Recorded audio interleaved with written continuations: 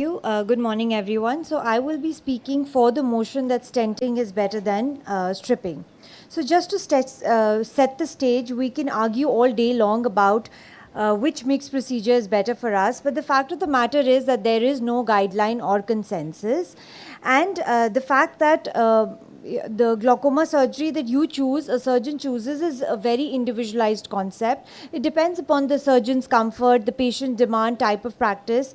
But the good news is that glaucoma is so diverse that there is place for all. And so, if we understand the scope of each and every procedure, we're going to be able to find the right place for it. Moving forward with this disclosure, I do believe that stenting is a great option when chosen in the right patient, though. I primarily recommend it for those patients in which your primary motive is AGM reduction rather than IOP reduction. So let's not say that a procedure doesn't work unless you've known what is the scope of the device, the scope of the procedure that you're doing. The very first iStent was implanted in 2001, and since then, so it's been the longest standing device in the market and has seen a lot of advancement over time and has still stood the test of times. In 2018, we saw Hydrus implants being introduced. The biggest advantage of the stenting device is the fact that it's minimally invasive in its truest sense. And why this is important is because you ensure rapid recovery, there is least destruction, there is also fewer complications leading to more favorable safety profile. And with the stenting devices, because 98% of your trabecular meshwork is preserved, you can use that trabecular meshwork for future interventions like drug-based implants. You can do a viscocannulostomy, go ahead and do a goniotomy later on in the future. And also, stenting procedures have wider applicability, according to me, compared to the stripping procedures. For example, let's take patients who are on anticoagulants. Let's take young patients who you want to preserve the trabecular meshwork for future interventions. Let's even take the examples of combining a stenting procedure with premium IOLs.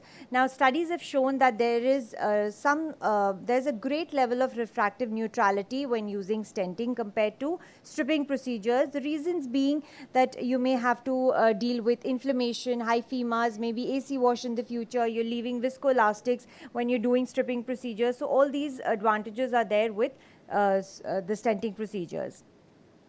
And also, the proof of the pudding is in the eating, and I feel iStent has been the most extensively published device in the history of MIGS, with more than 300 publications and follow-up as long as 10 years, showing that 47% patients can be kept with IOP less than 15, 51% are 51% medication reduction, no filtration surgery is required, and even Hydrus has comparable results with suture GAT. But the biggest USP, according to me, is its high safety profile.